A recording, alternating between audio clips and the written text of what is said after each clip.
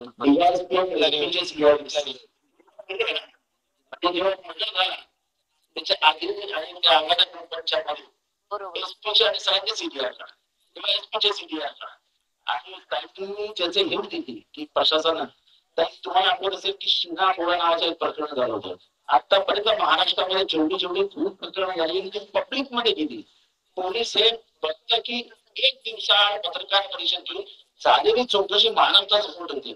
मग ह्या कोण खटल्यामध्ये एकदाही पोलीस प्रशासनाने आजपर्यंत पत्रकार परिषद घेऊन ही अशी चौकशी झाली आहे का सांगितलं नाही. कारण या सगळ्या गोष्टी त्यांना लपवून ठेवायच्या आणि म्हणून मी परत तुमच्याकडे मागणी करतो की जी ज्युडिशियल इन्क्वायरी होणार आहे. तुम्ही जे म्हणालात ना की आपण त्याला न्याय ज्याला तो ज्याला मारला कोयता मारला तो काय बोलत होता तो बोलत होता व्हिडिओ बनवत होता अटक कशी झाली कोणाला अटक झाली तर मारलं त्याला कोयता मारला. त्या सगळ्यांना जोपर्यंत ज्युडिशियल इन्क्वायरीच्या परव्ह्यू मध्ये घेत नाही त्याच्या कक्षेत घेत नाही ज्युडिशियल इन्क्वायरीच्या तर काहीच नाही मिळणार. लोकच खा अहो तो रामकृष्ण बांगरची फॅमिली घाबरत होती माझ्याशी बोलायला. नाही नाही नंतर बोलतो नंतर बोलतो नंतर बोलतो इतकी दहशत निर्माण करून ठेवली आहे. त्याच्यामुळे मला वाटते ईडीचा केस राहिला आपण जे मागणी केली आहे की ह्या देशामध्ये खंडणी हा मोठा गुन्हा आहे. मनमोहन सिंग साहेब काँग्रेसचं जेव्हा सरकार होतं ना तेव्हा त्या काळामध्ये ईडी आता ईडी तर सगळ्यांनाच माहिती आहे. पोरापोराला ईडी माहिती आहे राज्यात आता. आणि ईडी खंडणी मागणं म्हणजे तो गुन्हा या देशामध्ये त्याला ईडी लागते. मला प्रश्न विचारतोय त्या वाल्मिक कराडला तो तर खंडणी मागत होते ना सगळे मग त्यांना आधी अटक कशी नाही झाली त्यांना ईडी का नाही लागली हा प्रश्नाचं उत्तर सरकारला द्यावं लागेल ना. कधी तुम्ही म्हणलं जून महिन्यात पहिला मागितलं ना खंडणी मे महिन्यात खंडणी मागली तर मे महिन्यात पहिल्यांदा खंडणी मागली तर त्या काळातच मे महिन्यामध्ये त्यांना लागायला पाहिजे होतं ईडी आणि सीबीआयची का नाही लागली तेव्हा तुम्ही मला सांगा विचार करून सांगा. तो काळ कुठला होता मे महिन्यात इलेक्शन चालले होते. आता इलेक्शनच्या वेळेत तुम्ही खंडणी मागताय इलेक्शनसाठी कशासाठी का खंडणी मागणं गुन्हा आहे कशासाठी का मागे ना 1 रुपयाची खंडणी मागणं या देशात गुन्हा आहे.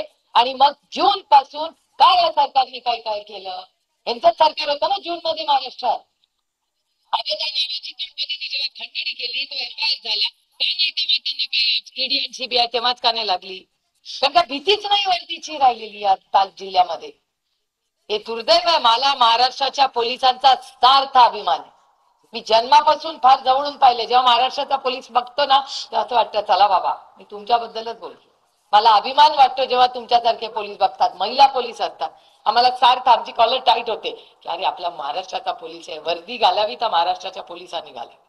दिल्लीमध्ये जेव्हा त्यांना अवॉर्ड मिळतं तेव्हा आम्हाला आमची टाईट होते कॉलर एकदम आपल्या महाराष्ट्राच्या अधिकाऱ्याला बक्षीस मिळालं.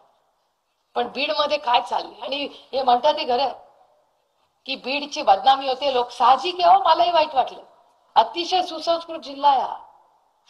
काय झालंय या 5 लोक क्रांतिकारी बरोबर आहे तुमच्या अगदी अंबेजोगाई या देशामधले सगळे सुशिक्षित लोक आवर्जून येतात. बीडचा सार्थ अभिमान आम्हाला सगळ्यांना आहे. आणि ह्या बीडचा बदनामी करायचं पाप या 5, 10, 25 लोकांनी केलेलं आहे. तुम्ही सगळे सुसंस्कृत आणि चांगलेच आहात. तुम्ही सुसंस्कृत आहात म्हणून ते तुम्हाला दम देतात.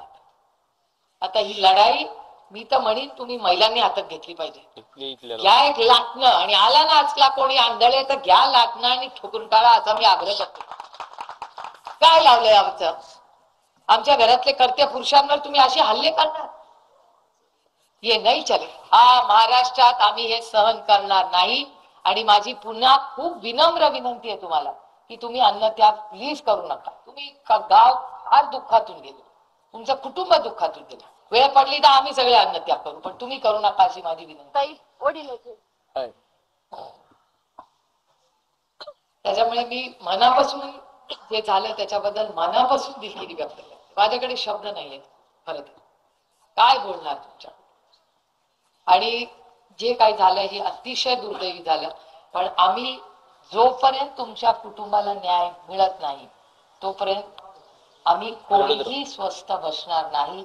फाशी ज्या दिवशी होईल त्या दिवशी आपली जबाबदारी पण संपणार नाही कारण का या लेकरांची जबाबदारी आहे आपल्याला. पण तुम्ही